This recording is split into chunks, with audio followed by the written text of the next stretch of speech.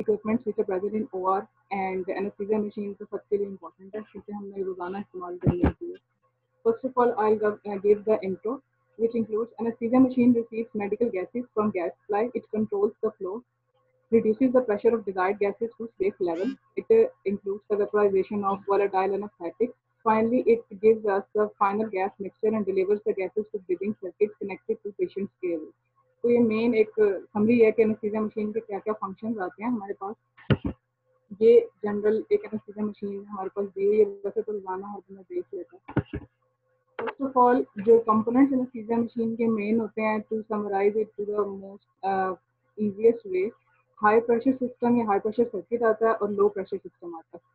High pressure system में वो gas lines आ जाती हैं जो प्रॉक्सिमल टू फ्लो वाल्व्स आ जाती हैं, उसमें सेंट्रल पाइपलाइन सप्लाई आ जाती है, गैस सिलेंडर्स आ जाते हैं क्योंकि इनका प्रेशर बहुत हाई होता है, इसलिए इनको हम लोग हाई प्रेशर सिस्टम कहते हैं. बेसिकली फिर आगे एनेस्थीसिया मशीन में जो सेकंड स्टेज रेगुलेटर्स लगे होते हैं, सिलेंडर के लिए प्रेशर रेगुलेटर्स होते हैं जो प्रेशर को डिजायर्ड लेवल पे करके मशीन और फिर आगे पेशेंट को डिलीवर करते हैं ताकि पेशेंट को बैड ट्रॉमा ना हो, ना मशीन डैमेज हो. लो प्रेशर सर्किट या लो प्रेशर सिस्टम में फ्लो मीटर्स आ जाते हैं, टू कॉमन गैस आउटलेट्स, और फाइनली वो पेशेंट को डिलीवर होते हैं. तो इसके लिए इम्पोर्टेंट चीज़ प्रेशर यूनिट्स आने चाहिए. इसमें हम लोग कन्वर्जन इम्पोर्टेंट है.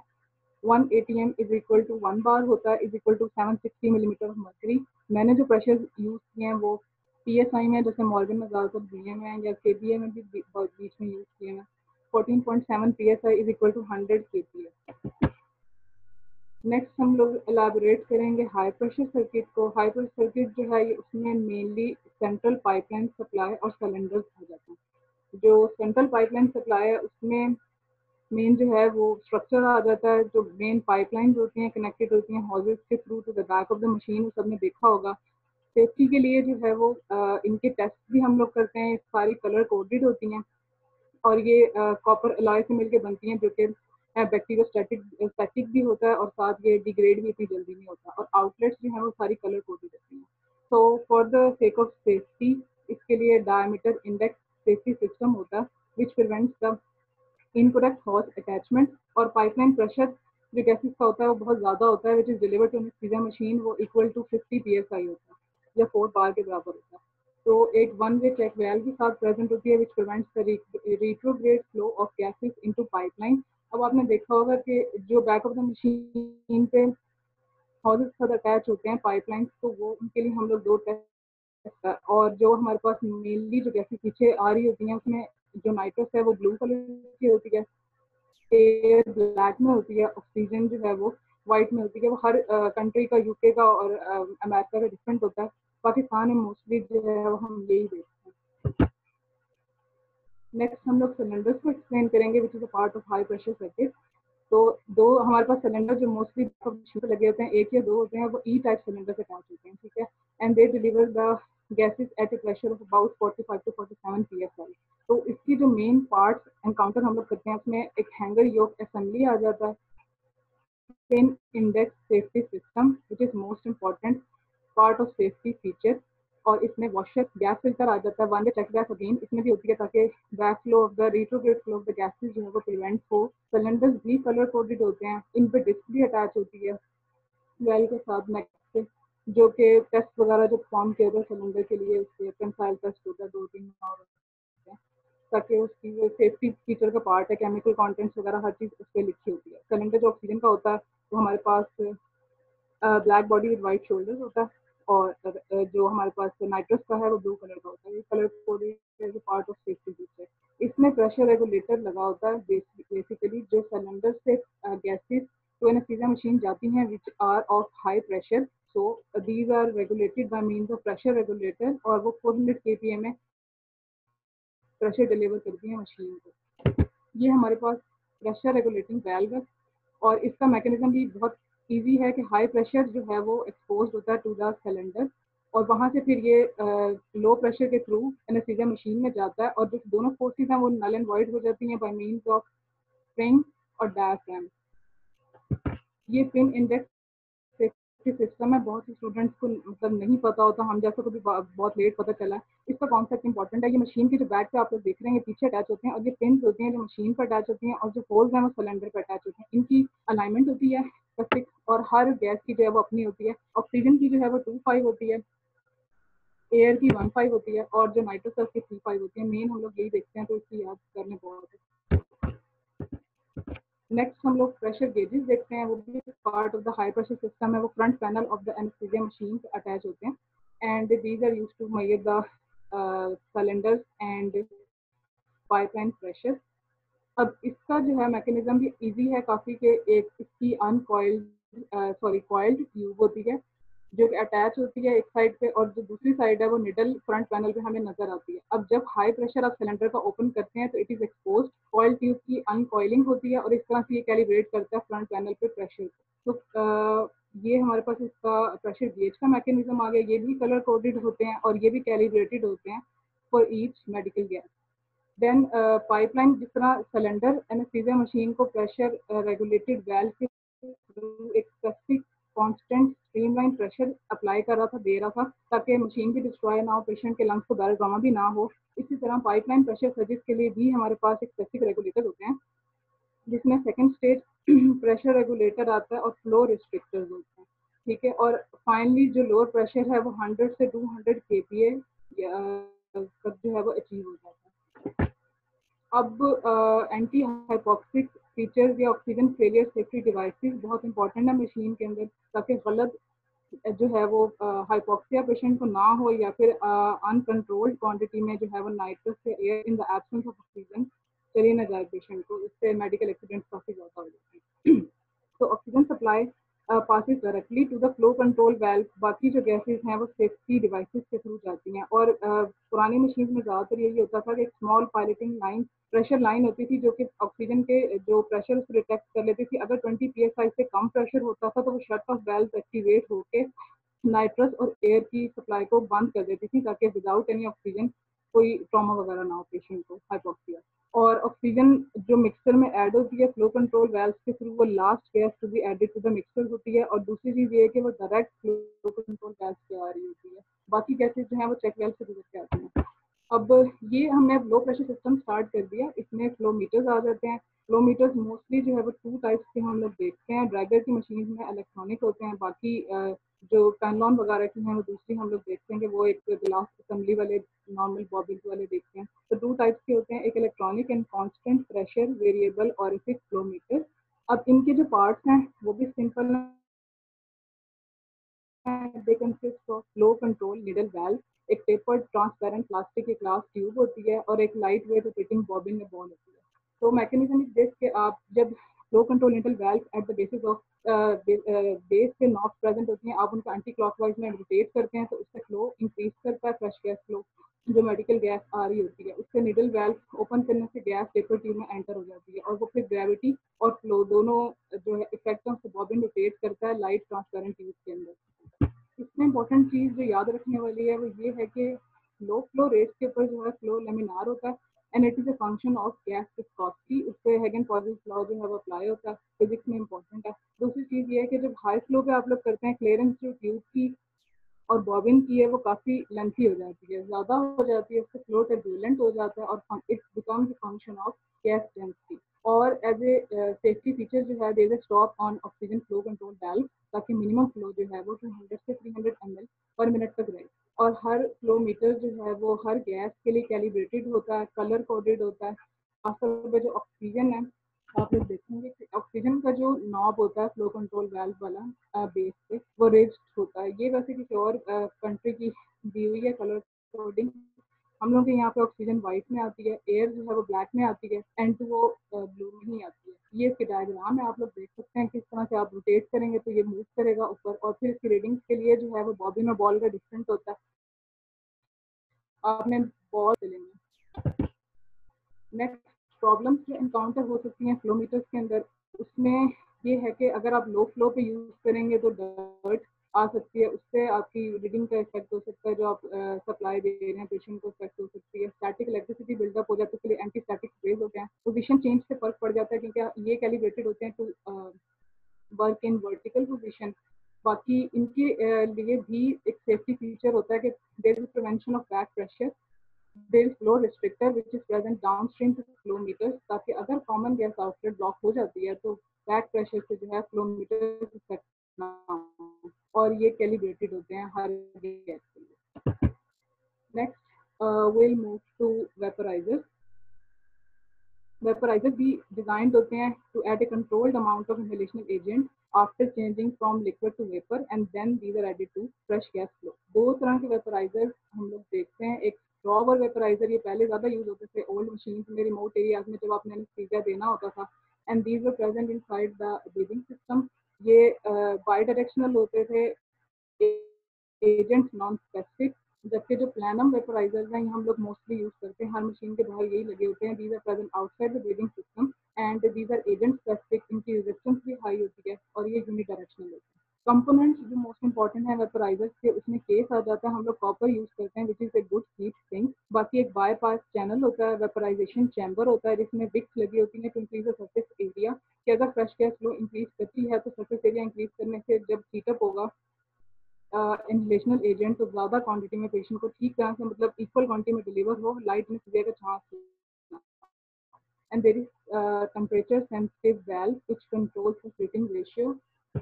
ये हमारे पास इसकी डायग्राम है. इसके टॉप पे डायल होता है जो कि परसेंटेज ऑफ सैचुरेटेड वेपर जो पेशेंट को डिलीवर होना होता है वो देता है हमारे पास की कैलिब्रेशन. बाकी परसेंटेज कंट्रोल वाल्व इन्होंने लगाई हुई है. फ्रेश गैस फ्लो, ये वेपराइजिंग चैम्बर है जिसमें गैस हमारे पास प्रेजेंट होती है और साथ विक्स के थ्रू जब सरफेस एरिया इंक्रीज हो जाता है. नीचे बाय मेटेलिक स्ट्रिप्स है, टू मेटल से मिलकर बनी होती है of different coefficient of thermal expansion.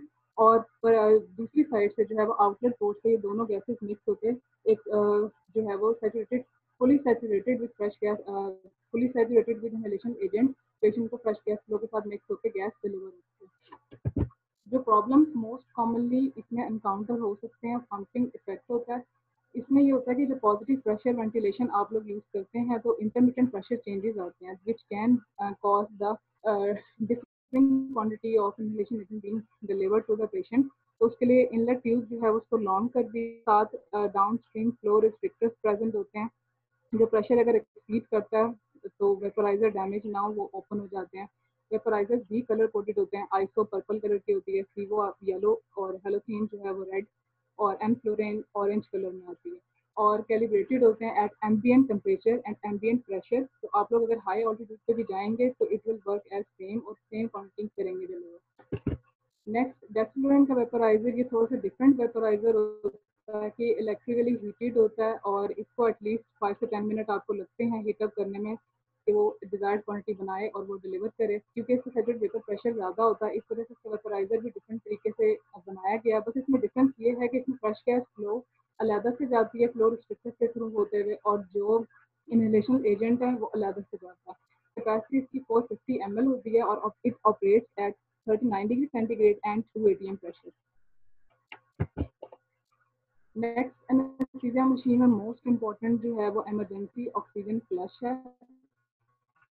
And इसकी इंपॉर्टेंट चीज़ ये है कि it activates bye non locking button और इसका सेल्फ क्लोजिंग वैल्व होता है कि आप इसको दबाएंगे तो ये फौरन क्लोज भी खुद हो जाएगा. लेकिन इसकी इंपॉर्टेंट चीज़ ये है कि it supplies pure oxygen outlet से पेशेंट की तरफ. और दूसरा ये है कि ये बाईपास करता है फ्लो मीटर वेपराइजर को एज ए सेफ्टी फीचर. तीसरी चीज़ की ये है कि इसका प्रेशर हाई होता है क्योंकि ये सेंट्रल से without any pressure regulation deliver हो रहा था पेशेंट को. इट माइट कॉज बैरोट्रॉमा और फ्लो जो है वो 35 से 75 लीटर पर मिनट से. नेक्स्ट मशीन की मोस्ट इम्पॉर्टेंट चीज़ के एंटी हाइपोक्सिक फीचर्स जो हैं वो कौन कौन से होते हैं, जिससे ये होता है कि लेस देन 25% ऑक्सीजन पेशेंट को deliver in now to reduce the incidents of medical accidents. इसमें हमारे पास 3 मैकेनिज्म आ जाते हैं. बाय मैकेनिकल मीन्स आपने नोट किया होगा जब आप ऑक्सीजन को खोलते हैं तो नाइट्रस को खोलते हैं ऑक्सीजन के साथ खुल जाती है. तो दोनों के जो फ्लो मीटर्स होते हैं, flow control valve, these are linked by means of chain. तो ये मैकेनिकल मीन्स के थ्रू हो गया. एक न्यूमेटिक मीन्स होता है, इसमें प्रेशर सेंसिटिव डायफ्राम है विच measures the changes in oxygen and nitrous concentration. और हर मशीन के अंदर एक ऑक्सीजन एनालाइजर होता है. ज़्यादातर मॉडर्न मशीन में पैरामैग्नेटिक ऑक्सीजन एनालाइजर होता है and it measures the oxygen concentration. तो automatically switches off the supply which oxygen अगर कंसंट्रेशन फॉल्स लेस देन 25%. ये कॉमन गैस आउटलेट है. यहाँ पे जो हमारी मशीन है वो एंड हो जाती है क्योंकि कॉमन गैस आउटलेट से फिर आगे हमारे जो ट्यूबिंग होती हैं कोरुगेटेड वायर जिसके थ्रू पेशेंट को कनेक्ट होती है. ठीक है, तो मोस्टली जब एनेस्थीसिया मशीन का आप चेक भी करने लगते हैं तो इसका कनेक्शन देखना भी जरूरी होता है. अक्सर आप केस शुरू करा रहे होते हैं ये कनेक्ट नहीं होता है. अब सबसे इम्पोर्टेंट चीज़ जो है वो सेफ्टी फीचर्स आ जाएंगे। सेफ्टी फीचर्स को भी आप जिस तरह मशीन आपने देखी है कि वो हाई प्रेशर सिस्टम होता है, लो प्रेशर सिस्टम होता है, इसी तरह सेफ्टी फीचर्स में भी आप डिवाइड कर सकते हैं। तो will start with high pressure system. वहाँ पे नॉन इंटरचेंजेबल पाइपलाइन आउटलेट्स होती हैं और डिस्क और मिस्ट। आपने सुना होगा डायमीटर इंडेक्स बेसिक सिस्टम का कि इम्प्रॉपर अटैचमेंट ऑफ हॉजेस ना हो, कलर कोडेड पाइपलाइन और सिलेंडर्स होते हैं। साथ जो सिलेंडर्स होते हैं उनका पिन इंडेक्स सेफ्टी सिस्टम होता है, गलत सिलेंडर गलत जगह पे अटैच ना हो, ये मोस्ट इंपॉर्टेंट सेफ्टी फीचर है। प्रेशर गेजेस फ्रंट पैनल पे प्रेजेंट होते हैं, तो अब मशीन को स्टार्ट करने से पहले केस स्टार्ट करने से पहले अलग होते हैं और जो पाइपलाइन से अलग होते हैं, तो देखना बहुत ज़रूरी है। कलर कोडेड जो फ्लोमीटर्स होते हैं वो होते हैं, और ऑक्सीजन का जो है वो प्रोट्यूड होता है, लेफ्ट साइड पे होता है, ये हर घंटे का डिफरेंस होता है, फिक्स्ड होता है। साथ इसमें ये है कि ऑक्सीजन और नाइट्रस का जो फ्लो कंट्रोल वाल्व है इट इज इंटरलिंक्ड। तो अगर आप नाइट्रस खोलेंगे तो साथ ऑक्सीजन भी खुल जाएगी ऑटोमेटिकली, ताकि ऑक्सीजन ना हो तो भूल भी जा सके। साथ इमरजेंसी ऑक्सीजन फ्लश होता है, it bypasses the vaporisers and flow meters. और अगर इन केस अगर कोई पावर फेलियर हो जाता तो आप ये यूज़ कर सकते हैं, लेकिन साथ जो है वो आपके पास बैकअप इमरजेंसी वेंटिलेशन भी होनी चाहिए। ऑक्सीजन फेलियर सेफ्टी डिवाइसेस को एक्सप्लेन कर दी है। वेपोराइजर्स होते हैं, इनका सिलेक्टेक्टिक जो इंटरलॉकिंग सिस्टम है वो भी एक पार्ट ऑफ सेफ्टी फीचर है, कलर कोडेड भी होते हैं। साथ प्रेशर रिलीफ कैल्स होती हैं, उससे भी हाई प्रेशर जो है वो पेशेंट को नहीं डिलीवर हो सकता। और एनेस्थेटिक्स होता है जिसमें मशीन खुद चेक करनी होती है। इसके अलावा जो है वो डिस्कनेक्ट अलार्म्स होते हैं, जो आप मॉनिटरिंग यूज़ करते हैं, इसमें कैप्नोग्राफी होती है, तमाम मॉनिटर वगैरह, पल्स ऑफ आ जाता है, ये सारी चीज़ें पार्ट ऑफ सेफ्टी फीचर होती हैं। और एक्सेल पैडल वॉल्यूम्स को मेजर भी किया जाता है, वो भी सारी पार्ट ऑफ सेफ्टी फीचर आते हैं। नेक्स्ट स्कैवेंजिंग सिस्टम है। स्कैवेंजिंग सिस्टम को ज़्यादा एक्सप्लेन मैंने नहीं किया, शॉर्ट ही रखा है, लेकिन ये पार्ट ऑफ एनेस्थीसिया मशीन है और मैंडेटरी है, क्योंकि हर थिएटर की जो है वो एक डिजायर्ड कंसंट्रेशन ऑफ गैसेज है वो आप दी होती है कि इससे कम आपने रखनी होती है, और वो ईयरली मेजर भी होती है 5 ईयर के बाद या 1 ईयर के बाद इस तरह। और टाइप्स में ये एक्टिव या पैसिव होते हैं। इसके जो पार्ट्स हैं it consist of collecting system, transfer system, receiving system और disposal system.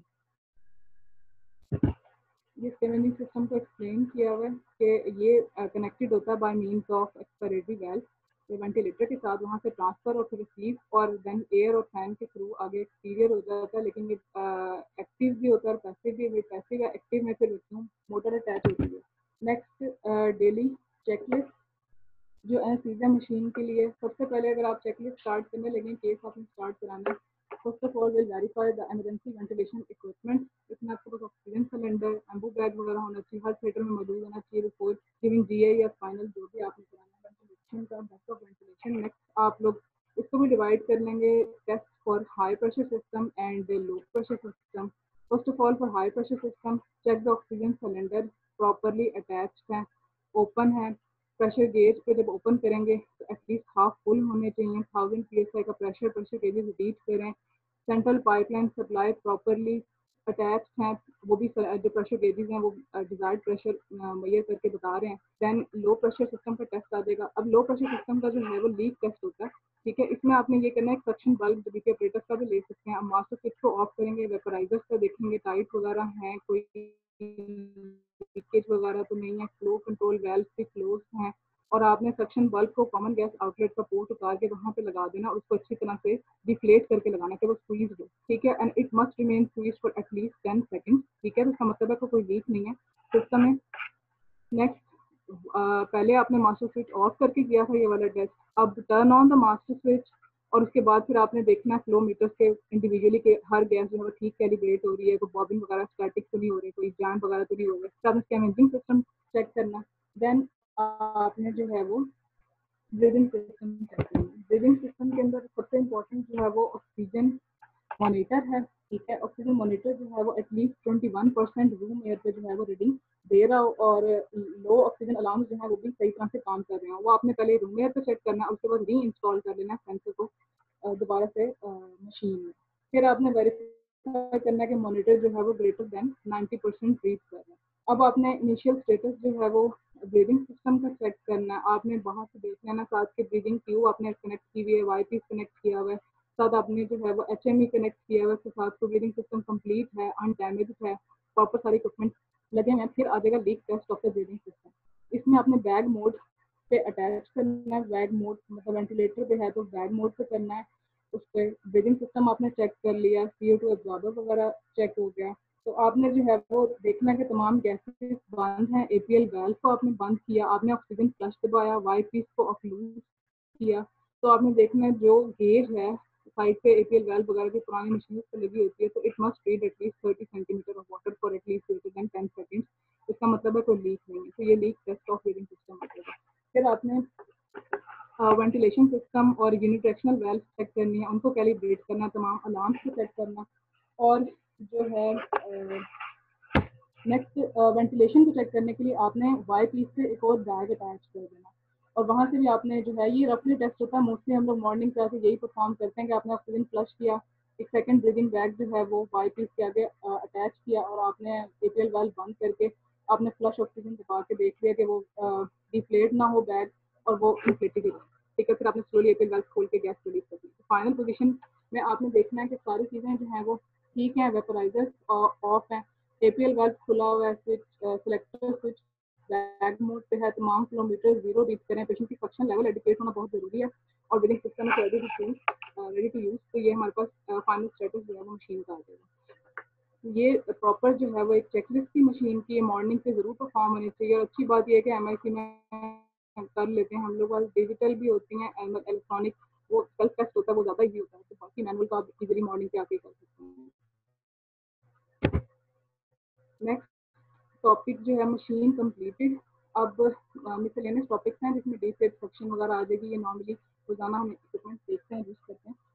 डीसिप is a device which delivers adequate amount of local energy to heart, leading to simultaneous depolarization of myocardial cells to establish stable rhythm। अब two types के डीसिप होते हैं, एक manual डीसिप होता है और एक AED यानी ऑटोमेटिक एक्सटर्नल डीसिप। इसका मैकेनिज्म ये होता है कि इसमें ऑल्टरनेटिंग करंट को डायरेक्ट करंट में कन्वर्ट करना होता है। डायरेक्ट करंट लेस अरिथमोजेनिक होती है, less damage to myocardium cause करती है, इस वजह से हम डायरेक्ट करंट को यूज करते हैं।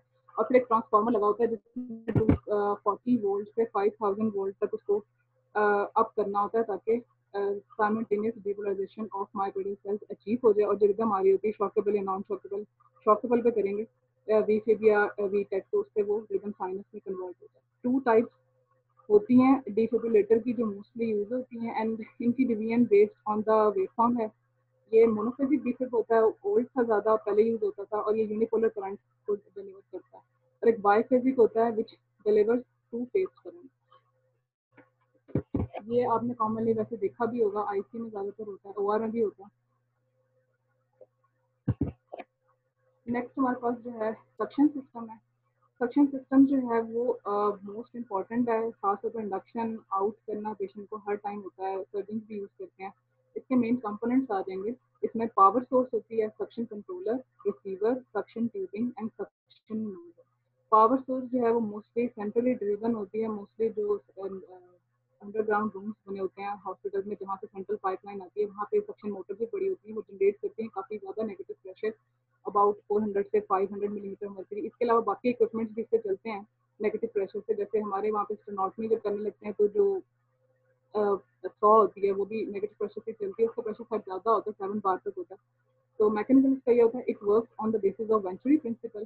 बेसिकली वेंचुरी प्रिंसिपल भी बर्नौलीज प्रिंसिपल पे बेस्ड है, वेंचुरी ऑपरेटर्स वर्क करता है, ये मोस्ट इजीली इसको इस तरह एलैबोरेट कर सकते हैं। तो व्हेन फ्लो is allowed, या fluid is allowed to pass through a constriction, then kinetic energy is increased and potential energy is decreased, लेकिन total energy of the system remains constant। ये बर्नौली प्रिंसिपल है, और venturi operators जो है वो इसी पे बेस्ड है कि जब फ्लो किसी कंस्ट्रक्शन में से पास करेंगे और एक होल अटैच होगा, तो उस पर जो है वो नेगेटिव प्रेशर की वजह से काइनेटिक एनर्जी इंक्रीज कर देगी, पोटेंशियल एनर्जी डिक्रीज कर देगी। एंड जो सक्शन सिस्टम है, it must be able to generate pressure of about negative 400 millimetre mercury, और वो लेस देन ये अप टू 10 सेकंड्स तक जनरेट करने के काबिल है। तो ये कॉम्पिटेंसी का टेस्ट भी एक तरह से इसका होता है। ये सक्शन की पिक्चर। Next diathermy. डायथर्मी बहुत इंपॉर्टेंट है क्योंकि ये रोजाना हर केस पे यूज होती है।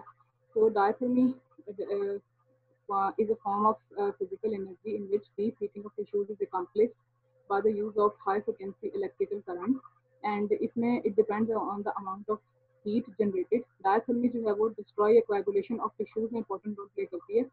और 3 तरह की डायथर्मी हॉस्पिटल में यूज होती है, short wave, ultrasound and microwave. तो सर्जिकल यूज डायथर्मी की 3 तरह के होते हैं, कोएगुलेट करना होता है या पल्गुलेशन के लिए या कटिंग के लिए यूज होती है। तो कोएगुलेशन में it is helpful in sealing off tissues and fulguration में destructive coagulation of tissues with charring and cutting के लिए यूज होती है। इसमें हमारे लिए जो काम की चीज़ है वो ये है कि मोनोपोलर या बाइपोलर 2 तरह की होती है। तो मोनोपोलर जो है इसमें इलेक्ट्रिक करंट एक इलेक्ट्रोड से नियर द टिश्यू पास करके नेक्स्ट इलेक्ट्रोड से बाहर चला जाता है, और इसमें ये होता है कि ये एक पैड आपने नोट किए होंगे कि बटन के लेफ्ट पर रखे होते हैं, तो ये मोनोपोलर ज़्यादातर हमारे यूज में होती है। ये मोर डैमेजिंग होती है और आप पेसमेकर या कोई कार्डिक इशू है पेशेंट का तो उसमें आप नहीं यूज कर सकते, बाकी पेशेंट्स में आप इजीली यूज कर सकते हैं। तो जो बाइपोलर है इसमें यह है कि it contains two electrodes mounted और सेम पेन लाइक डिवाइस होती है। वो ज़्यादातर सर्जन में यूज करते हैं, उन पेशेंट में ज़्यादा यूज होती है पेसमेकर वगैरह आपने को केस कराना है माइक्रोसर्जरी में। पेन लाइक या फॉस्फेट होती है, तो दोनों उनके जो है ना मिडिल पेन लाइक डिवाइस के थ्रू कनेक्टेड होता है। And electrical current passes only through the tissue being treated. तो इसका एडवांटेज यही है, मैंने आपको एक्सप्लेन कर दिया कि prevents the flow of current to other tissues of the body and focuses on the only tissues which are in contact. Microsurgery या patients with cardiac pacemaker. Complications diathermy की कॉमन है, बर्न, एक्सप्लोजन, एयर फायर हो सकती है, ये एक अलग topic है। नेक्स्ट हम लोग यूज करते हैं pacemaker. During electrical impulses, which is delivered by electrodes contacting the heart, and it is useful to regulate the beating of heart. इसमें हमारे पास एक्सटर्नल भी होते हैं, implantable intrinsic pacemakers जो होते हैं, it generates the pulses with the endocardial myocardial electrodes for long term permanent use के लिए होता है। complete heart block के patient लिखते हैं, इसको देखते हैं तो उनमें implantable और एक्सटर्नल भी यूज कर सकते हैं। और पेशेंट पोर्टेबल होते हैं, battery powered pulse generators with exteriorised electrodes for temporary transfer endocardial transthoracic myocardial pacing. तो इंडिकेशन जो पेसमेकर की हैं उसमें आ जाएंगी मेनली साइनस नोड डिसफंक्शन है, तो एक्वायर्ड एवी ब्लॉक है, एडल्ट में क्रॉनिक बाइफासिकुलर ब्लॉक है, कंप्लीट हार्ट ब्लॉक है, एमआई के बाद एक्यूट एमआई के बाद मोस्टली इंजेक्शन यूज करते हैं, hypersensitive carotid sinus syndrome and neurocardiogenic syncope में कार्डिक ट्रांसप्लांटेशन के बाद pacing to prevent tachycardia and patients with congenital heart disease. ये हमारे पास क्लासिफिकेशन है पेसमेकर की। इसमें पेसमेकर की टाइप्स जो हैं वो चैम्बर बेस्ड, चैम्बर सेंस या रिस्पॉन्स टू सेंसिंग, और इस तरह से जो है वो आप देख सकते हैं कि इसकी एडिक्वेसी को चेक करने के लिए कि पेसिंग हो रही है कि नहीं, आप साथ उसको कोरिलेट कर सकते हैं आरटीएल पल्स की कैलकुलेशन के साथ, और साथ आपने जो है वो पेसिंग स्पाइक्स देखनी होती है ईसीजी के मॉनिटर के साथ कि जो सेंसिंग अटैच है कि इसमें आपने बीट सेट की हुई 70 से 72 तक मोस्टली सेट किया होता है, तो आपने किसी के भी साथ उसकी कोरिस्पॉन्डिंग स्पाइक हर केयर कॉम्प्लेक्स के साथ देखनी है, और साथ आपने कैलकुलेट करना आरटीएल पल्स के उतनी आ रही है कि नहीं। इसके थोड़े से जो है वो सेंसिंग का भी इशू हो जाता है, बाज़ औक़ात के हाइपरकैलीमिया है, स्कारिंग मायोकार्डियम की है, उसमें सेंसिटिविटी इफेक्ट हो सकती है। और इसके जो नॉमेनक्लेचर है वो आप लोग देख लें कि चैम्बर बेस्ड है, चैम्बर सेंस का, तो इस लिहाज से एक्सप्लेन किया होता है। ज़्यादातर हम लोग जीवीआई वाला यूज़ कर लेते हैं, तो वो इसके जो नेम देना होता है वो चैम्बर बेस्ड और चैम्बर सेंस के साथ देना। ठीक है, thank you. This is it. Thank you, Dr. Sarah, and very concise type of presentation in very short time. आपने चीज़ों को कवर किया, और इसके बाद डेफिनेटली बहुत सारे क्वेश्चन होंगे लोगों के जहन में, तो उसके लिए जो है वो आई रिक्वेस्ट एवरीबॉडी वो इस पर अपना हैंड रेज का बटन यूज़ करें, या फिर ये जो टेक्स्ट मैसेजेस हैं उसको यूज़ करें, और सो दैट कि हम आप लोगों को डिस्कशन में ले लें। डॉक्टर तैयबा जुल्फकार। यस जी सर ये डिफिब्रिलेटर में मैडम ने बताया था कि इसकी 2 टाइप, मोनोफेजिक और बाईफेजिक। तो जी इसकी मोनोफेजिक और बाईफेजिक को मैडम जरा एक्सप्लेन कर सकती हैं, या आप कर दें इसे जरा एलेबोरेट, इसकी समझ नहीं आई। एनी सीनियर और कोई क्लास में से कोई पार्टिसिपेंट मोनोफेजिक और बाईफेजिक को थोड़ा सा एक्सप्लेन करना चाहे?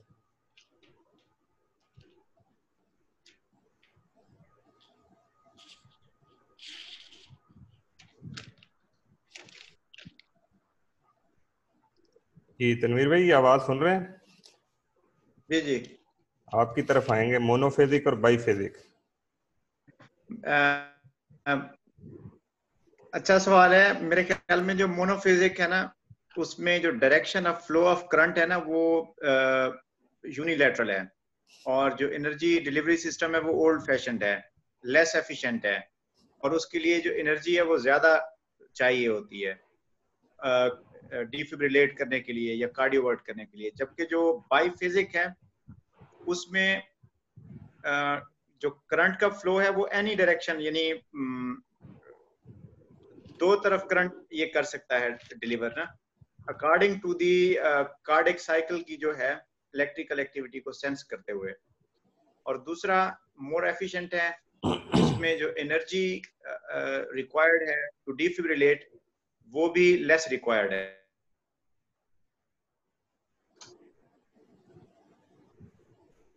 ये 3 पॉइंट्स हैं जो मैं समझता हूँ। जी जी। अब एग्जैक्टली उसका इलेक्ट्रिकल क्या डिफरेंस है उसकी डिटेल में जाना पड़ेगा। जी thank you sir. Doctor Imran ji, आप कुछ ऐड करना चाहें?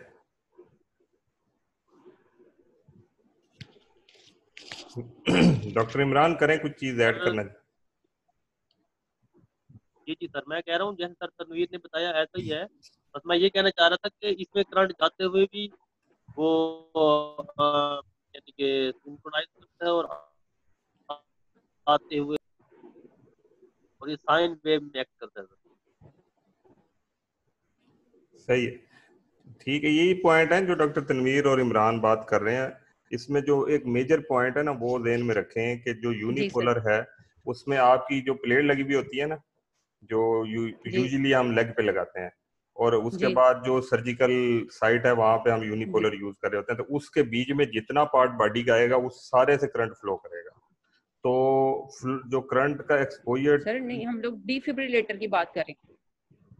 अच्छा, We are talking about defibrillator, not about diathermy. अच्छा, ओके, सही है। मैं डायथर्मिक, सही है, वो तो डॉक्टर तनवीर ने बात कर दी थी, वो यही है कि उसमें करंट दोनों साइडों पे फ्लो करेगा, मोनोफेजिक में वन साइड पे करेगा, और उसमें एक्सपोजर और उसकी ठीक होगा। ओके जी, गॉट इट जी, थैंक यू जी। नेक्स्ट किसी और का क्वेश्चन जी।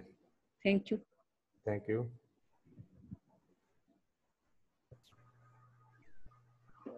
जी डॉक्टर तनवीर।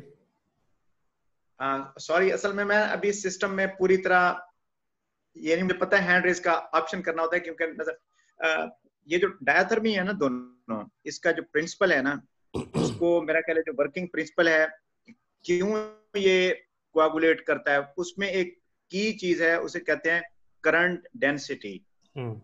जहां पे करंट डेंसिटी ज्यादा होगी वो जगह वहां पे करंट फ्लो की वजह से हीट क्रिएट होगी। अब जो यूनिपोलर में हम देखते हैं ना कि उसका जो पैड है उसका साइज बड़ा है, तो सेम एम्पेयर ऑफ करंट ज्यादा एरिया पे डिस्ट्रीब्यूट हो जाता है, इसलिए वहां कुछ नहीं होता। जबकि करंट डेंसिटी जो है वो बहुत छोटी सी जगह के ऊपर जो है कंसंट्रेट होती है, द एरिया जहां पे वर्क हो रहा होता है, तो वो जगह वहां हीट प्रोड्यूस होती है because of the excessive flow of current through a very small point. तो ये इसका वर्किंग प्रिंसिपल हो गया कि why it works. Secondly, same thing explains कि व्हाई कुछ सर्कमस्टांस में पेशेंट को बर्न क्यों हो जाता है। इसलिए जो मोनोपोलर है उसमें जो पैड है उसका अच्छा कांटेक्ट होना बड़ा जरूरी है। अगर वो पुअरली कांटेक्ट में है तो पेशेंट को वहां भी बर्न हो जाएगा because of increase current density. तो ये मेरा ख्याल है एग्जाम पॉइंट ऑफ व्यू से या अंडरस्टैंडिंग के लिए ये बहुत अच्छी चीज है। मेरा ख्याल है इसे आप जहन में बिठा लें। अगर किसी को क्लियर नहीं हुआ तो फिर मैं दोबारा क्लियर कर देता हूँ। जी, किसी और का क्वेश्चन?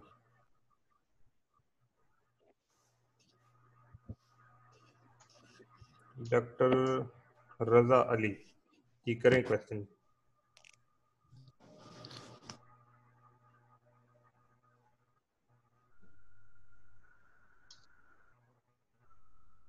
डॉक्टर रजा, आपको आवाज आ रही है?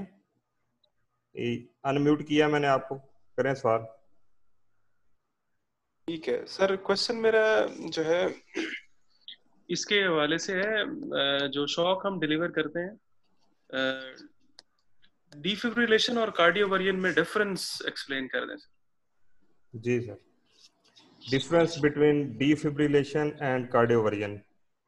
सर पहले हम किसी जूनियर को देते हैं चांस पे, डॉक्टर तनवीर तो बैठे हैं इंशाल्लाह, उनको देंगे चांस।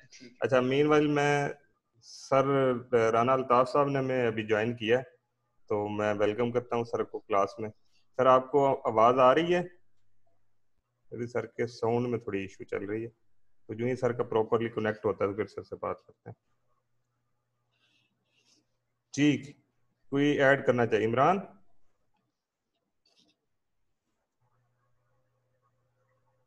जी सर, मेरा एक क्वेश्चन था सर। जी जी, नहीं पहले ये डिफिब्रिलेटर और डिफिब्रिलेशन और कार्डियोवर्जन को क्लियर अगर करना चाहें। डॉक्टर तैयबा कह रही हैं जी, वो करना चाहती हैं जी। हाँ जी, अस्सलाम वालेकुम सर। जी, आवाज आ रही है? हाँ जी बिल्कुल आ रही है। डिफिब्रिलेशन और जी कार्डियोवर्जन। सर, जी सर, कुछ डिफरेंसेस जो मुझे, मतलब मैं फर्स्ट सेकंड ईयर रेजिडेंट हूँ, उसके अकॉर्डिंग मैं बता देती हूँ कि एक्चुअली जो कार्डियो वर्ट करना होता है हम लोगों ने, वो डिफरेंट कंडीशंस हैं, और जो डिफिब्रिलेटर है वो डिफरेंट कंडीशंस में।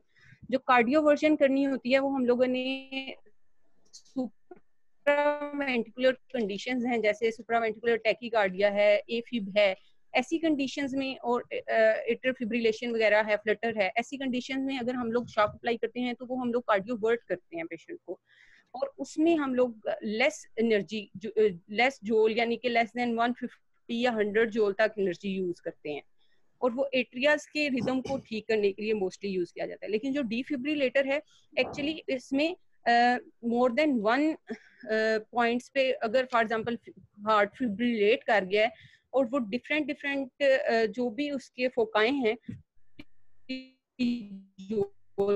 से पहले सारे हार्ट को साइलेंट किया जाता है, उसके बाद 250 जोल की एक एनर्जी जो है ना, वो हमारा पेसमेकर जो ओरिजिनली हमारा है उसको ऐसे नोड, वो फिर सारा हार्ट के जो डिफरेंट पेसमेकर्स हैं उनकी एनर्जी को एक्सप्रेस करके फिर जो हमारा ऐसे नोड है उसको उसके रिदम को जो है ना वो नॉर्मली जनरेट करता है दोबारा से। तो इसमें ये है कि वेंट्रिकल कंडीशन या वेंट्रिकल टैकीकार्डिया वे अगर हार्ट अरेस्ट कर गया है, इन सारी कंडीशन में हम लोग डिफिब्रिलेट करेंगे, लेकिन जो सुप्रावेंट्रिकुलर कंडीशंस हैं उसमें हम लोग कार्डियोवर्ट करेंगे, और कार्डियोवर्ट में लेस एनर्जी यूज होगी, डिफिब्रिलेटर में ज्यादा एनर्जी यूज होगी। इतना मुझे पता है सर, बाकी अगर कोई ऐड करना चाहे। जी ऑलमोस्ट आपने क्लियर कर दिया।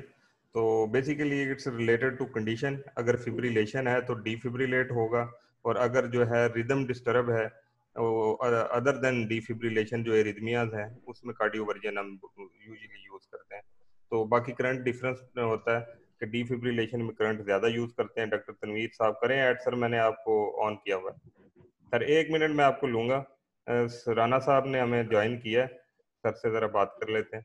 सर आपको आवाज़ आ रही है हमारी? हाँ जी, आवाज आ रही है। बड़ी खुशी हो रही है कि ऐसा कोई फोरम आपने बनाया है जिसमें हम सब कम से कम लॉकडाउन के दिनों में डिस्कशन कर सकें, जब कोई ओपन फोरम नहीं है। I think credit goes to you Aamir, well done. Sir ये आपकी गाइडेंस है, और इंशाल्लाह इसको हम नेक्स्ट लेके जाएंगे, और ये जो ईद के बाद हमारी जो क्लासेस हैं MIC वाली, इंशाल्लाह उसको भी हम लेके आएंगे इसके ऊपर। तो बहुत सारी चीज़ें और करेंगे सर। थैंक यू जी। डॉक्टर तनवीर आप इंशाल्लाह मैं ऑन बोर्ड। हाँ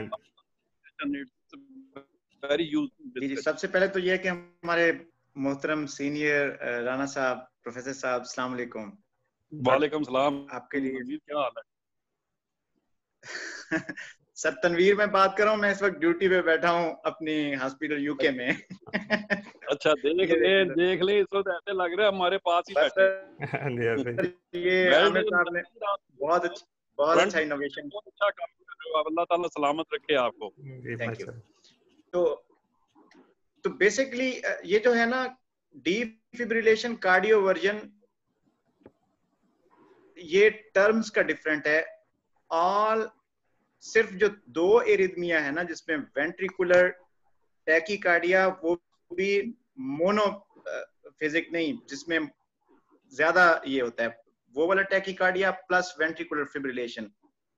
When we use the electrical current to get the heart back, these two particular arrhythmia, here we use the term defibrillation. In all other rhythms in which some rhythm is there and cardiac output is there, that is, उसमें जब हम use करते हैं तो we call it as cardioversion. In cardioversion, there is active cardiac output is there, but it is less. जबकि ventricular fibrillation and polyphasic ventricular tachycardia, we use the term defibrillation. So defibrillation usually is a higher energy. मेरा ख्याल है ये अगर याद रख लिया जाए काफी है. जी, थैंक यू सर. अच्छा, डॉक्टर साकिब भी हमारे साथ हैं, तो डॉक्टर साकिब से भी लेते हैं कमेंट. जी सर, आपको मैंने अनम्यूट किया सर. जी, अस्सलाम वालेकुम. अस्सलाम. Actually, there are only 2-3 differences are between the cardioversion and the defibrillation. The definition is of cardioversion is that it is a low energy synchronized DC shock in a sedated patient. Because in these conditions, patient is conscious and we give this shock to a with sedation to the patient because the shock is painful and this disturbs the patient. And synchronization is important because there is some rhythm also. But in the defibrillation, there is no rhythm and patient is in cardiac arrest. And we give this defibrillation in ventricular fibrillation and pulseless VT, pulseless ventricular tachycardia. And only in these two conditions, we do defibrillation. And patient is already unconscious because of cardiac arrest, so there is no need of sedation in these patients. Though precisely the definition of cardioversion is that a low energy DC shock in a synchronized manner to a sedated patient. And the ventricular defibrillation, it is a high energy shock to a patient who is in cardiac arrest and he is unconscious and for start of the rhythm. And this defibrillation is for the start of the rhythm from the heart. And this cardioversion is to bring the rhythm back. The heart is there, the pulse is there, but the rhythm is irregular. And we want a regular rhythm. And commonly it is given atrial fibrillation, or sometimes when the ectopic beats are more than maybe 5 per minute, then we may use the maintenance of the cardiac output.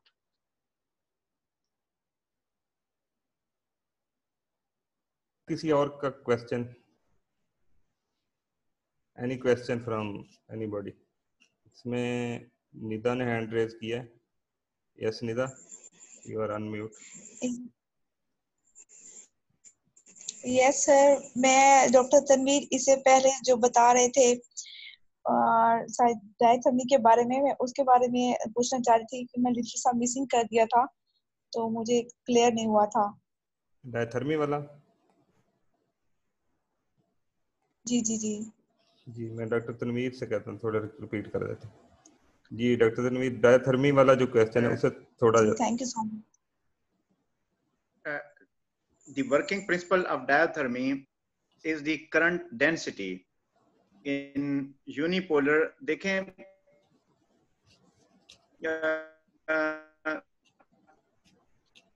flow of current going through a unit surface area is current density. So current density is higher at the working side where the cautery is being operated because lot of current is flowing through a very small point. So this flow of current produces heat, and the same current is spread over a large area, surface area, where the pad is applied. So sometime cautery related, diathermy related burn हो जाता है patient को. उसकी reason ये है कि जो area है पैड का वो पुअर कांटेक्ट में है. इसलिए ये बड़ा इंपॉर्टेंट है कि डायथर्मी का जो पैड है वो अच्छी तरह उसे सिक्योर किया जाना चाहिए और उसका जो एरिया है वो ज्यादा होना चाहिए और वो स्किन के साथ अच्छे कांटेक्ट में हो. क्लियर हो गया है डॉक्टर तैयबा? जी सर.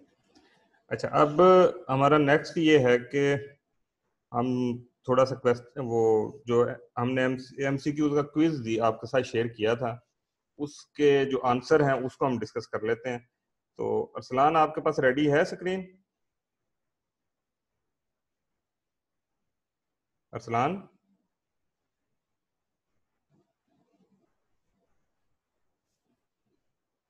अनम्यूट कर लो. जी सर. स्क्रीन जी रेडी सर. है? जी सर रेडी है. अपना स्क्रीन जी सर रेडी है. शेयर करके तो एमसीक्यूज वो कर लो डिस्कस. जी सर.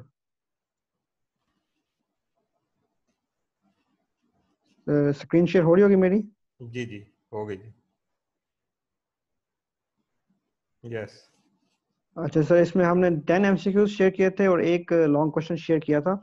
इसमें तकरीबन 22 रिस्पॉन्सेज हमें मिले थे. सबसे पहले मैं कहना चाहूँगा हमारे काफ़ी सारे सीनियर्स, सर अल्ताफ साहब, सर साकिब, तमाम लोग यहाँ पे मौजूद हैं. तो मोस्टली जो आंसर्स मैंने देखे हैं, कोई मिस्टेक हो तो काइंडली करेक्ट मी. तो मोस्टली चीज़ें डॉक्टर सारा ने आज लेक्चर में भी एक्सप्लेन की हैं. वो तमाम चीज़ें जो डॉक्टर सारा ने लेक्चर में बताई हैं वो तमाम इन एमसीक्यूज में पूछा गया था पहले ही. तो पहला सवाल था कि diameter index system refers to the interface between. तो इसका आंसर था कि पाइपलाइन सोर्स और एनेस्थीसिया मशीन के दरमियान जो इंटरफेस है वहां पे डायमीटर इंडेक्स सिस्टम यूज होता है. Next question was the device on the anesthesia machine that most reliably detects delivery of hypoxic gas mixture is. तो इसका आंसर था ऑक्सीजन एनालाइजर का. इसमें बाकी तीन ऑप्शंस ट्रू नहीं थे. ये जो ऑक्सीजन एनालाइजर है, it is a main source to detect कि हाइपोक्सिक मिक्सचर ना जाए. अच्छा अरसलान, इसमें next question was which of the. अच्छा एक मिनट रुको. जी सर. अपने इस क्वेश्चंस पे कोई कंफ्यूजन हो तो हैंड रेज या अपना टेक्स्ट मैसेज से ना उसको क्लियर कर ले, या उसके बाद भी हम डिस्कशन में ले आएंगे. ओके, कंटिन्यू करें. अरसलान कंटिन्यू करो. Next question was in flow meters. जी sir. In flow meters, number 4. In flow meters at low flow rate, the flow is laminar and it is a function of gas. इसमें option थी density, viscosity या both density and viscosity. तो इसका answer था viscosity. ये भी doctor सारा ने अभी लेक्चर में अभी explain. Next question was very simple. Colour of sevoflurane vaporiser is, everyone know, yellow. Next question ये भी डॉक्टर सारा ने जब लेक्चर दिया है कि चेकलिस्ट करनी है, तो उसमें ये क्वेश्चन भी डिस्क्राइब हुआ है कि the first step in anaesthesia machine checkout list is, कि आपने वेरीफाई करना है कि आपके पास बैकअप वेंटिलेशन मौजूद है या नहीं है. It is a basic first step in anaesthesia machine checkout list. Next question was pacemakers are classified by series of 5 letters. ये भी डॉक्टर सारा ने एक टेबल शेयर किया था प्रेजेंटेशन में, जिसमें मैंने एक्सप्लेन किया था. तो in VVI pacemaker the second letter V shows it is a chamber which is sensed. Next question is in patient with permanent pacemaker which diathermy should be used. इसके भी डिफरेंट ऑप्शंस थे. तो it is a bipolar diathermy which is used. Next question in defibrillator which type of energy is used. इसका answer DC. यहाँ पे AC लिखा हुआ है, ये गलत लिखा हुआ है. It's a DC current which is used in the defibrillator. Next question was pipeline gases are supplied at pressure of about how much psi. It is about 45 to 55 psi में सप्लाई होते हैं. तो 50 इसका ऑप्शन था, जो कि सही option था. नेक्स्ट लॉन्ग क्वेश्चन था कि how will you evaluate the patient with permanent pacemaker for elective cholecystectomy. तो इसमें जो 20 मेरे पास रिस्पॉन्सेज आए हैं स्टूडेंट्स की तरफ से, जिन्होंने भी अटेम्प्ट किया, तो उनमें ये सबसे अच्छा मुझे लगा है जिसने ये आंसर लिखा हुआ था. तो इसमें बहुत अच्छा उन्होंने एक्सप्लेन किया हुआ है कि प्री ऑपरेटिव इवैल्यूएशन में हमने दो चीजें देखनी है. हमने एक तो पेशेंट को अलग इवैल्यूएट करना है और हमने पेसमेकर को अलग इवैल्यूएट करना है. तो ये डिटेल ये स्क्रीन मेरी शेयर हो रही होगी, मैं इसको स्क्रीनशॉट लेकर ग्रुप में भी डाल दूंगा. और अच्छा एक्सप्लेन किया हुआ है कि how will you evaluate the patient and how will you evaluate the pacemaker. तो मजीद इसको इलैबोरेट सर करूं या बस इतना ही काफी है अभी फिलहाल? इसमें ले लेते हैं क्वेश्चन, अगर किसी की कंफ्यूजन होगी तो फिर उसको ले लेते हैं. ठीक है सर. ओके, कोई क्वेश्चन किसी का, इस पे कोई comment doctor Tanveer? Doctor Tanveer, caesarean तो नहीं आ गया? जी जी। अच्छा, okay, best of luck, thank you.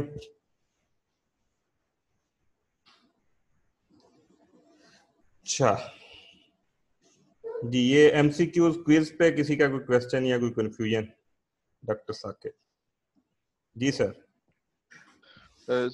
Sir इसमें जो है ना, जो डायथर्मी है उसके बारे में एक दो पॉइंट बताना चाहता हूँ। हमारे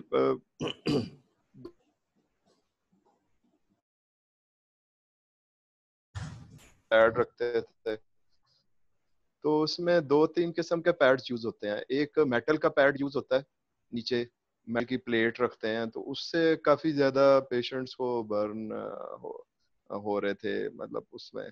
तो उसके ऊपर हम कपड़ा लगाते थे, उसको वेट करते थे और उसको कोशिश करते थे ज्यादा से ज्यादा एरिया जो है ना उसके साथ टच हो।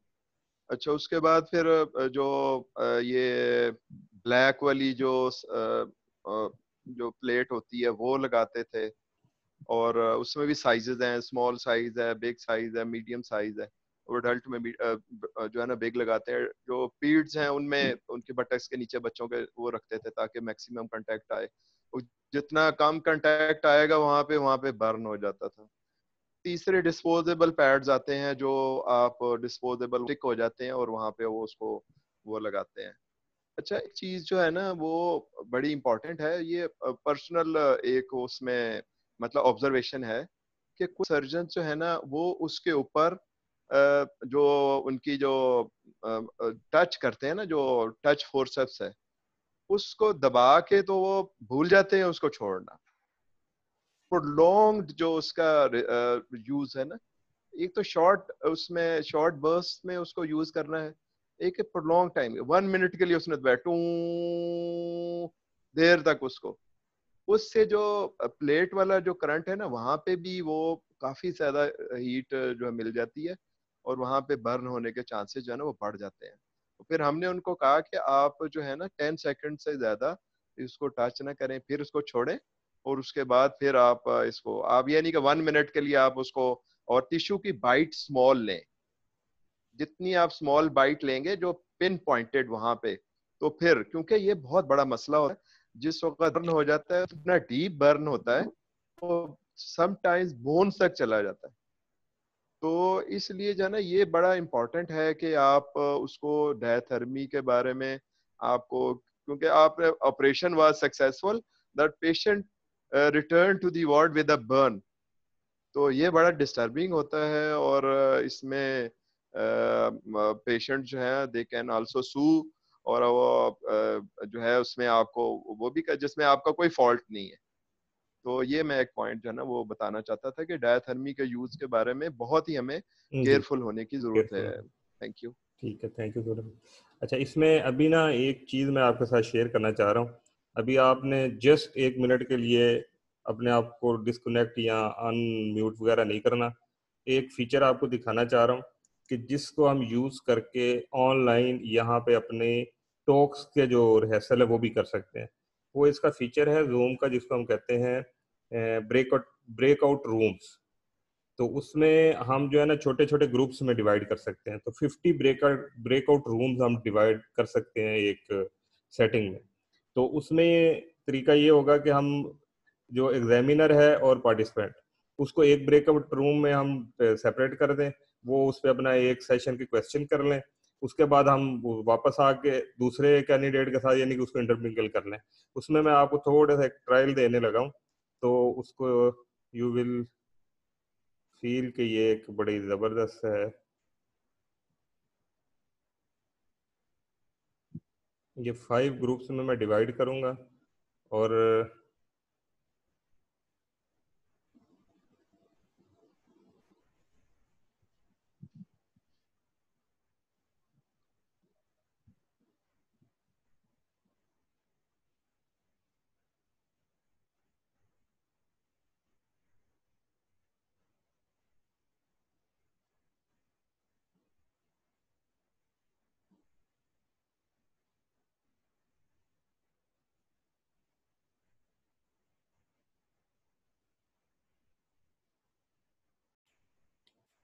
जी ये देखें, अब ये रूम 1 है, इसमें कोई हैंड रेज करेगा तो मैं उसको जो है वो रिप्लाई करूंगा कि 7 लोग इस रूम में आए हुए हैं, इनको मैं सबको अनम्यूट करूं, आप बोल भी सकते हैं, आवाज आपको मेरी आवाज़ भी आ रही होगी। डॉक्टर ताहा, जी सर। देखिए अब ये हम आप वाले रूम में मैं आ गया, मैं अब जो होस्ट है वो मूव कर सकता है इन डिफरेंट रूम, तो अब उसके बाद आप आपस में ग्रुप डिस्कशन कर सकते हैं। अच्छा अब मैं अगर नेक्स्ट जाता हूँ,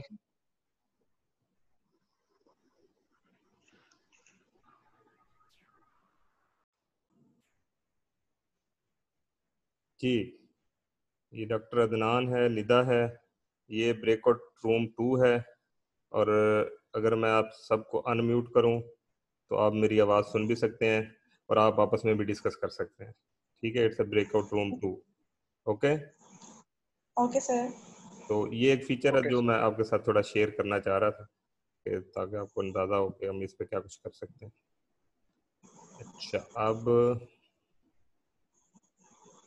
ऐसे ही मैं जाता हूँ जी रूम 3। जी अच्छा सर, इसमें अमाउंट जी हाँ, ये अब ब्रेकआउट रूम 3 है आपका, तो उसमें मैं आया हूँ। जी तो 3 है सर।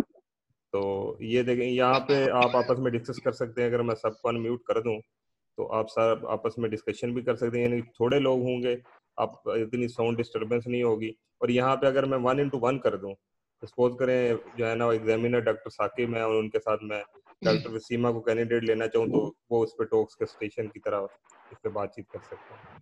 ठीक है, ठीक है सर। Okay okay. अच्छा अब मैं वापस इसको जो है ना बैक टू द क्लोज कर रहा हूँ, सारे अब मेन पे वापस आ जाएंगे। Excuse me.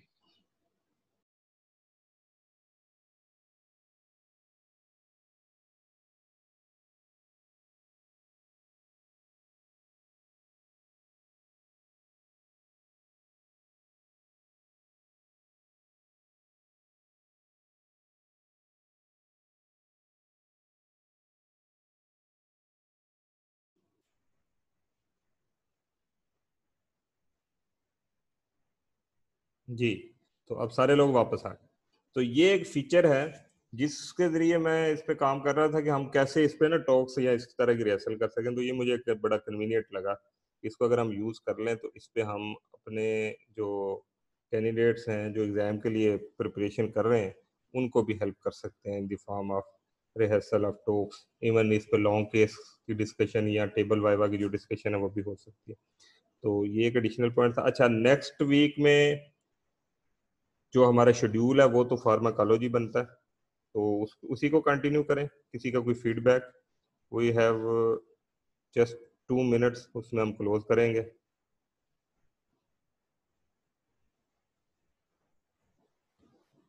जो कहते हैं फार्माकोलॉजी को करें वो अपना टेक्स्ट लिख दें या हैंड रेज से ओके कर दें, और अगर कोई और सजेशन है तो वो बता दें।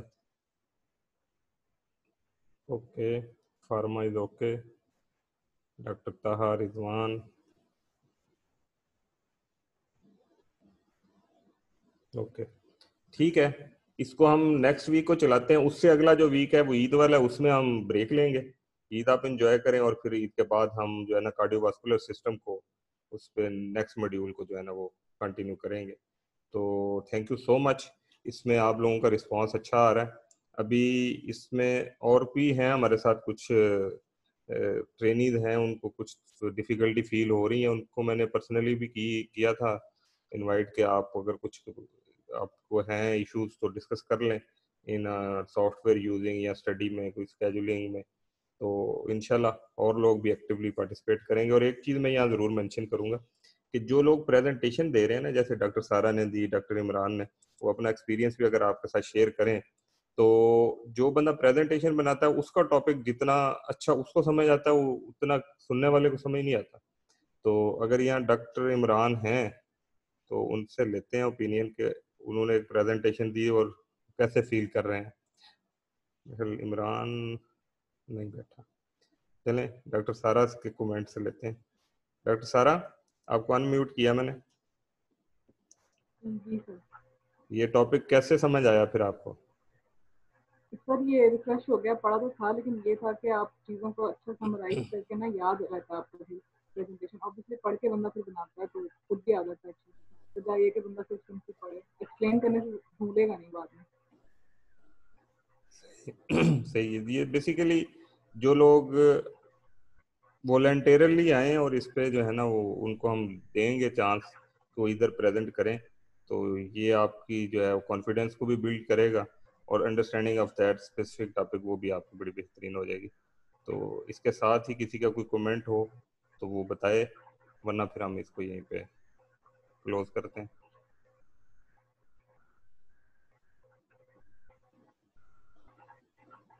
डॉक्टर जी, डॉक्टर अली अमार ने हमें ज्वाइन कर लिया, थोड़ा सा बिजी थे। डॉक्टर अली अमार से लेते हैं। ये डॉक्टर हसन नबी कुछ कहना चाह रहे हैं, अनम्यूट किया मैंने, करें बात। अस्सलाम वालेकुम सर, सॉरी मैं ज़रा लेट आया था, तो क्या आज की प्रेजेंटेशन आप शेयर कर सकते हैं? मैं थोड़ा बिजी था। हाँ वो ये मैं रिकॉर्ड कर रहा हूँ। असल में मुझे थोड़ी सी एक इशू हो रहा है इसकी ना एडिटिंग पे, क्योंकि ये बड़ी हैवी फाइल्स हैं, तो डायरेक्टली ये जो है ना यूट्यूब पे भी नहीं लोड हो रही। तो उस पे सॉफ्टवेयर मैंने एक दो किए थे, लेकिन उनके ऊपर ना लोगो आता है, जैसे फिल्मोरा 9 है। तो एक दो बंदों से बात हुई है कि अगर मुझे वो पायरेटेड उसका वर्जन मिल गया ना तो फिर इसको मैं सेट करके तो इंशाल्लाह इसको शेयर कर दूंगा। इस पे डॉक्टर अली अमार से हम लेंगे हेल्प, उनकी काफ़ी एक्सपर्टी है इस पे। तो डॉक्टर अली कहाँ गए? डॉक्टर अली कोई हैंड रेज करें, आपको disconnect ji. Ji doctor Ali.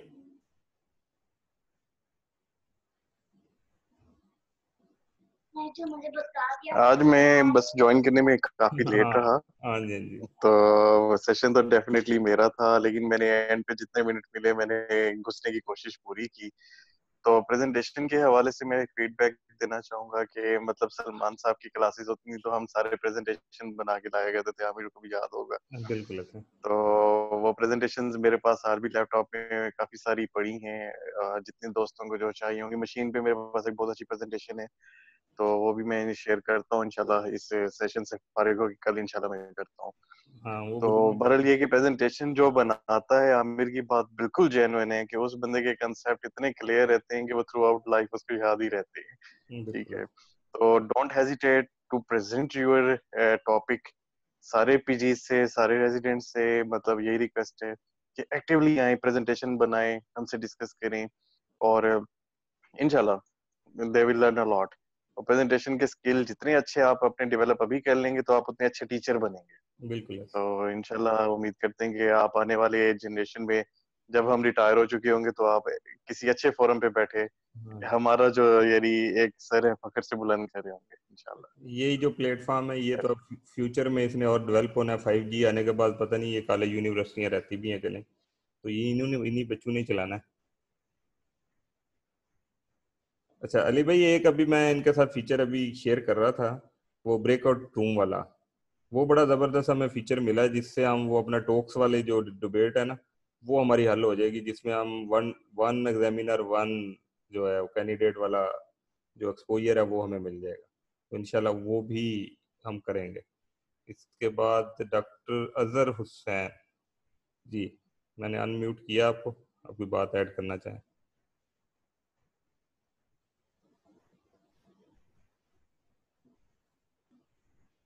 Sir thank you so much, माशाल्लाह बेहतरीन ये फोरम है। एंड मुझे ख़ास तौर पे रिमोट स्टेशन पे बैठे हुए काफ़ी कुछ लर्निंग के लिए मिल रहा है।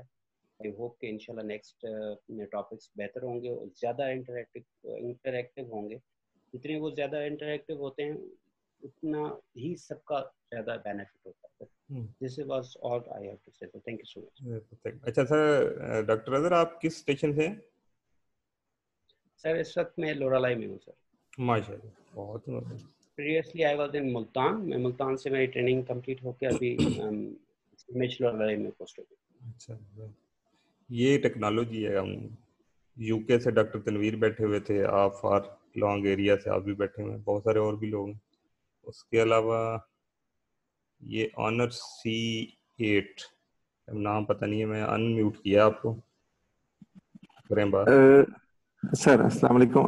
सर इसमें ये था कि मेरी तरफ से कि अगर ये एक तो वीडियो अपलोड हो जाती किस तरह यूट्यूब पे, दूसरे ये सर कि अगर ये जो एमसीक्यूज है ये फीडबैक वापस मिलता इंडिविजुअल बेस पे, अगर वो भी नहीं हो सकता। तीसरा ये कि सर ये जो एनेस्थीसिया मशीन पे था, लेक्चर तो बड़ा लाजमी बात है सर, बड़ा कंसाइज हो, बहुत अच्छा, लेकिन इस पे अगर वीडियो बना के हम वो प्रेजेंट करें, इसकी एक एक चीज, सेफ्टी फीचर, इसके चेक लिस्ट, इसके एपीएल वेल, इसके स्कैवेंजिंग सिस्टम, वो फिर ऑडियो और वीडियो दोनों आ जाती है उसमें, वो फिर लाजमी बात है कि डेली भी यूज में होता है, लेकिन फिर ये है कि बिल्कुल नहीं भूलता, ना भूलेगा किसी से भी। मेरा तो ये ओपिनियन है सर।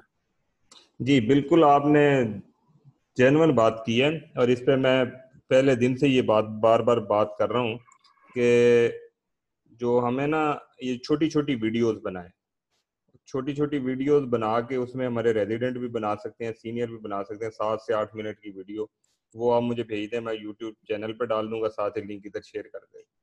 बेसिक एम हमारा यही है कि हम अपने सारे एनेस्थीसिया को ऑडियो वीडियो में कन्वर्ट करना है। तो जो ऑडियो वीडियो मिक्स आपको देता है लर्निंग, उतनी लर्निंग आपके किसी और जो है मीडियम से नहीं आती। तो होपफुली टून अप हो रहे हैं, हमारे कैंडिडेट्स भी हो रहे हैं, साथ सीनियर भी हो रहे हैं, तो इंशाल्लाह इन फ्यूचर हमारी ये होप है कि बहुत ज़बरदस्त इसमें काम होगा। तो थैंक यू, आपने इस पे हमें दोबारा रिमाइंड करवाया। तो उसके अलावा डॉक्टर अली रजा कुछ कहना चाह रहे हैं? जी अली रजा अली। जी सर, डॉक्टर अली रजा, मैं एमएस का रेजिडेंट हूँ डॉक्टर इंस्टीट्यूट ऑफ कार्डियोलॉजी में सर, एमएस एनेस्थीसिया पीआईसी में। तो sir Rawalpindi institute of cardiology RIC. जी जी सर ये बड़ा अच्छा आपने सिलसिला शुरू किया है, जूम मीटिंग वाला अच्छा सेशन रहा है, काफी इंफॉर्मेटिव था सर। तो बाकी सर मेरी सजेशंस हैं कि वो प्रेजेंटेशन से रैंडमली अलोकेट करें, तो हम लोग भी इसमें पार्टिसिपेट करेंगे। दूसरा सर ये जो अगर इसी जूम मीटिंग में ही live on machine anaesthesia checklist अगर प्रैक्टिस करके थोड़ा सा वो अगर हो जाए तो it would be a great session. हाँ जी, ये बिल्कुल, वो डॉक्टर तनवीर जो हैं वो ड्यूरिंग लेक्चर ना वो पार्ट्स दिखा भी रहे थे, तो वो मेरे ध्यान में ये आइडिया आया था कि एंड ऑफ मीटिंग ना तनवीर साहब से रिक्वेस्ट करेंगे कि हमें तो मतलब हम फिर भी जो है बंदे के पास शॉर्ट कमिंग्स होती हैं, अगर वो इनको फुलफिल कर चाहें तो अच्छी बात है सर। ठीक है, ये बड़ा जबरदस्त आइडिया है इसको, यानी कि लाइव लेक्चर लें हम, उधर मशीन के ऊपर कैमरा फोकस करके इसको भी करेंगे। ये वो आइडियाज हैं जो इन फ्यूचर जैसे जैसे हमारे लोगों ने रिदम में आना है, तो ये इन चीजों पे हमने काम करना है। इस पे रेजिडेंट भी इनिशिएटिव लेंगे, इस पे सीनियर भी लेंगे। मैं जो है ना वो अरसलान साहब सुबह बात कर रहा था कि देखो हम ट्यूब डाल रहे हैं, उस वक्त आप 2 मिनट में समझा दो ना कि ये ट्यूब है, ये कनेक्टर है, ये बॉडी है, ये मर्फीज आई है, तो वो बात कभी नहीं भूलेगी, चाहे आप प्रेजेंटेशन से कई दफा समझा दें। तो ये इंशाल्लाह आइडियाज आएंगे प्रैक्टिस में, बिल्कुल करेंगे। ठीक है, बाकी वो बात जो आप कर रहे थे प्रेजेंटेशन की, तो हम हर वीक ना रैंडमली लोगों को कहते हैं कि वॉलंटियर कोई करना चाहता है तो आ जाए। तो उसमें अगर मल्टीपल वॉलंटियर अगर किसी टॉपिक पे आएंगे तो उसमें हमारा आइडिया ये कि हम आपको डिवाइड कर देंगे। जैसे आज के हमारे टॉपिक थे, तो अगर हमारे पास एक से ज्यादा लोग आ जाते तो हम उनको छोटे छोटे सेगमेंट दे देते, किसी को हाई प्रेशर सिस्टम दे देते, किसी को लो प्रेशर दे देते। हमने काफी अब तक प्रेजेंटेशंस दी हैं, प्रेजेंटेशन मेरे पास भी काफी मतलब एक एक टॉपिक के जो खुद की बनाई भी मेरे पास सेव है फार्माकोलॉजी टॉपिक्स पे, तो उनमें से ये है कि किसी के पास अगर सेव्ड है अपनी बनाई हुई तो वो प्रेजेंट कर सकते हैं सर। ठीक है, उसमें आप सारा ये होस्ट जो है वॉलंटियर किया करें, हम उसको कर सकते हैं, आपस में डिवाइड कर सकते हैं, और ये अच्छी बात है, जितनी ज्यादा प्रेजेंटेशन आए उतनी डिबेट ज्यादा open. Thank you so much जी। किसी अरसलान, आई थिंक इट्स ये लास्ट ही कमेंट होगा जी सर, मैं ये कहना चाहता है प्रेजेंटेशन वॉलंटियर के लिए हम डेट कर लेते हैं फिक्स के संडे तक, जिसने भी वॉलंटियर करना है नेक्स्ट फ्राइडे के लिए, तो मोस्ट वेलकम। वो मुझे अपना नाम लिखवा दे, मैं ग्रुप में पिछले लास्ट वीक भी मैंने ग्रुप में पूछा था कि किसने प्रेजेंटेशन बनानी है, कोई वॉलंटियर करना चाहे, तो बहुत कम लोगों ने वॉलंटियर, बस डॉक्टर सारा को मैंने कह दिया। तो नेक्स्ट जो भी टॉपिक होगा संडे तक, जिसने भी मुझे अपना नाम देना हो वो मुझे दे दे, और MCQs के लिए पर्सनली जिसने भी कांटेक्ट करना हो मुझे कांटेक्ट कर सकते हैं, सबके रिस्पॉन्सेज मेरे पास सबमिट है, क्योंकि वो मैंने शेयर किया था तो इस वजह से वो मेरे पास आए थे, तो उसको मैं इंडिविजुअली भी डिस्कस कर सकता हूँ। ठीक है, वो अरसलान कर देगा उसमें। ठीक है sir, thank you so much and I think we should come to an end. तो नेक्स्ट जो वीक है उसका टॉपिक फार्माकोलॉजी। फार्माकोलॉजी पे बहुत सारी प्रेजेंटेशनें बन सकती हैं, हर सेगमेंट पे आप लोग मैक्सिमम आए, उसको हम मैक्सिमम लेंगे, तो होपफुली आपका ये एक्सपीरियंस अच्छा होगा। थैंक यू सो मच और अल्लाह हाफिज़।